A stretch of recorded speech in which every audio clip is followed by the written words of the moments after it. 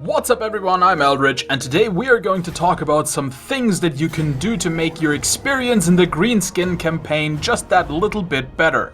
Whether you are having problems finishing it on normal, hard or very hard difficulty, or if you just don't want to sit around for 600 turns until you finish the campaign, I got some tips and tricks that might help you.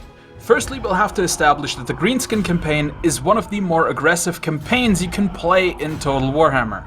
The Greenskins aren't so keen on sitting around and doing nothing, which means you will basically have to have war declared against someone practically most of the time. You can have periods of peace with your neighbors, but at some point you will always want to declare war again so you can further your conquest and keep the fightiness of your armies going. Because this is the reason why we have to be aggressive. All of our armies have a fightiness gauge. This fightiness gauge goes up when we win battles and sieges, and it goes down if we lose battles, but also goes down when we just sit around doing nothing. So it's a little bit of a game of keep that bar above a certain point. Because if your fightiness meter falls below 30%, your army will start taking attrition damage no matter where they are, even if they are garrisoned in a city.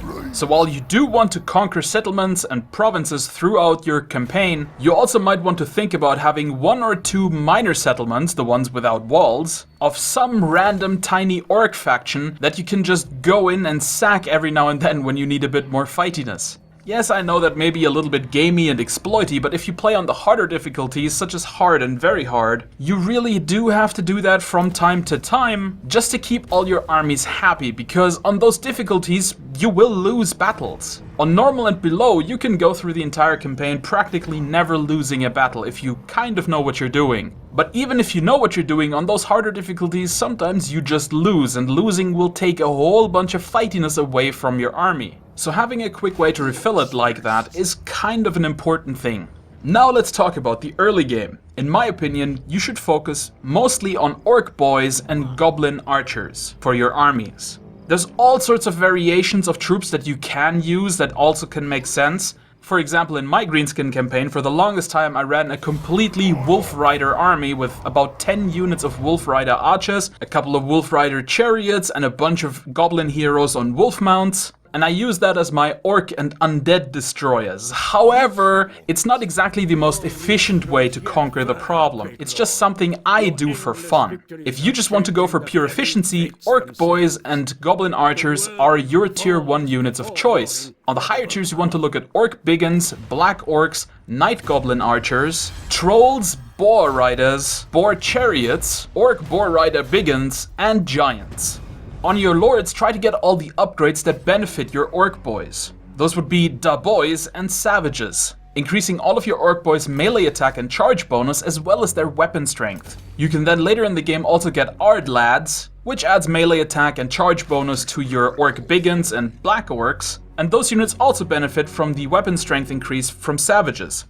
Don't get just armies of boys though, because they will have big trouble with ranged units and with cavalry. So always have a bunch of goblin archers in your armies as well. They are mostly there to deal with enemy ranged units and enemy cavalry units.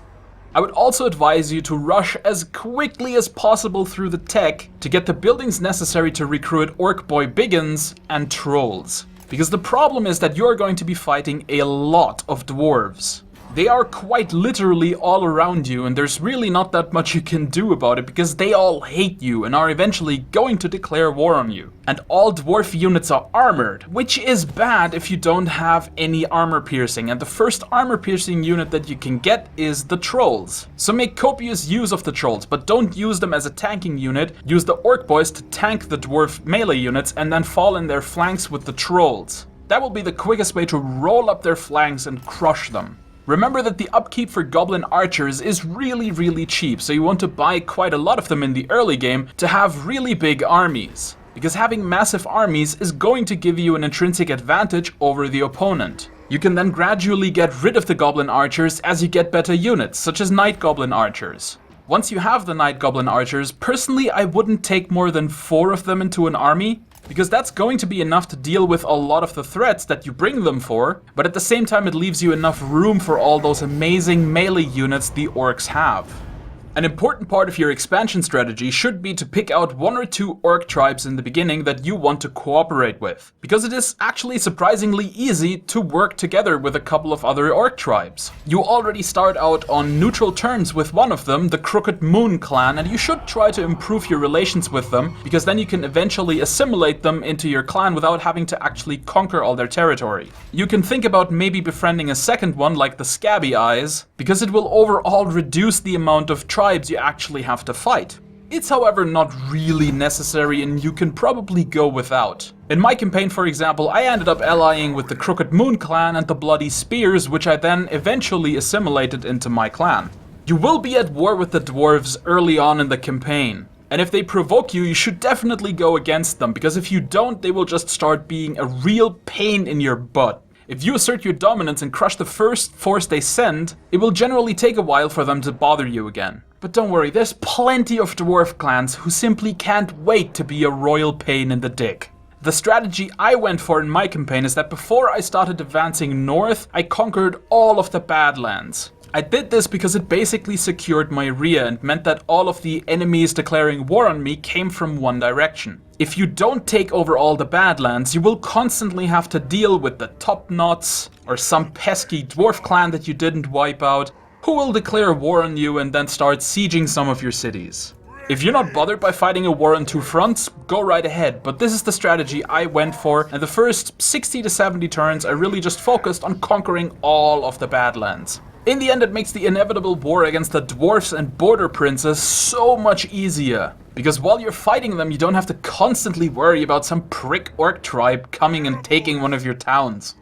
I've personally found the additional war armies that you are granted when you reach 100% fightiness to be a little bit hard to use.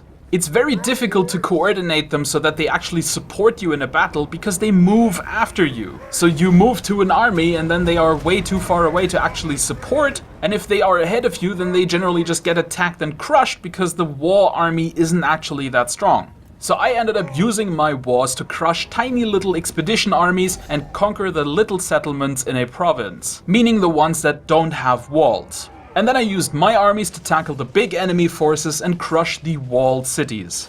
Another big thing with the Greenskins is that they have huge problems with obedience. Even once you have conquered your territory and it's entirely peaceful, your subjects are still going to be incredibly disobedient, and your public order is probably going to go down even if you have the entire province secured. So I would advise to build at least 2 boss tents in every single province. I actually ended up building 3 in every province where it was possible, just to be sure. Because just like it's super annoying to not own the entire Badlands and have to go down and deal with random orc tribes and dwarf clans, it's also really annoying having to run down there to quell any uprisings. Another thing I did in the Greenskin campaign is that I had one province where I had all my unit producing structures, and that was the province you start out with Blackcrag and Iron Rock. While you are marching south, you should still have unit structures in the places that are closest to where you are fighting, but once you have that front secured, you should remove all of those unit producing buildings and replace them with economy.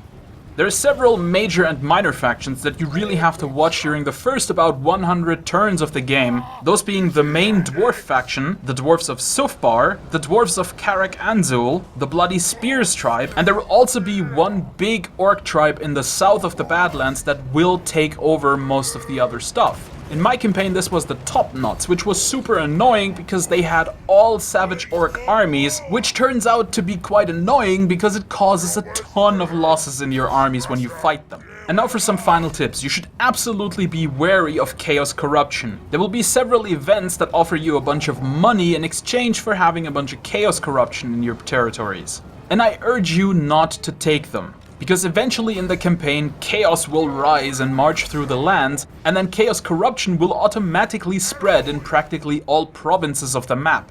Meaning if you already have a bunch of corruption there, it's just going to be that much worse for you, because you are so far south that it actually takes the chaos forces quite a while to get to you. There's also some heroes that can take skills that reduce chaos and vampiric corruption in the province that they are deployed in. namely the Goblin Big Boss and the Shaman. So it's handy to have one of them with that skill around relatively early in the game and have them travel through the lands wherever they're needed to reduce chaos corruption. You should also get another Goblin Big Boss early and train him to be an assassin, because enemy heroes are the most annoying thing in the campaign. Later in the campaign, they are going to really piss you off. And having a Goblin Big Boss with about a 50 to 60% chance to assassinate them, that's going to be very, very helpful, and you are definitely going to thank me once you see how many bloody agents they are going to send at you. If in the early game you're strapped for money, try some raiding on neutral enemy factions. They're generally not going to declare war over a little bit of raiding, and yes, it worsens their relations, but let's face it, at some point everyone is going to hate you anyway because you're big, green and stompy. The other thing you can do, of course, is what I mentioned in the beginning, with having one of the enemy minor settlements that you can constantly sack over and over and over to make a bunch of profit out of it. And lastly, if you start out with Grimgor Ironhide, your quests are going to take you north. And this ran counter to what I wanted to do in my campaign, i.e. capture all of the Badlands, so I only did the first quest when Grimgor was already something like level 13 and had all of his stuff already unlocked. This locked me out of the legendary quest chain, and I never did any of the other quests beyond the first one. So if you want to do the legendary quest chain, you're gonna have to start doing that relatively early in the campaign. And I'm not gonna say the quest isn't worth doing, because there are quite a lot of cool rewards that you get from completing the quests. Just let it be known that it is absolutely possible to beat this campaign on hard without doing any of the quests, because I did it. Alright, and that is everything I have to say about the Greenskin campaign. I hope this guide helped you or opened your eyes to some different things you can do in your Greenskin campaign. And keep your eyes on my channel for more guides, reviews and gameplay. But until then, I've been the CloakingDonkey, and I'll see you in another video.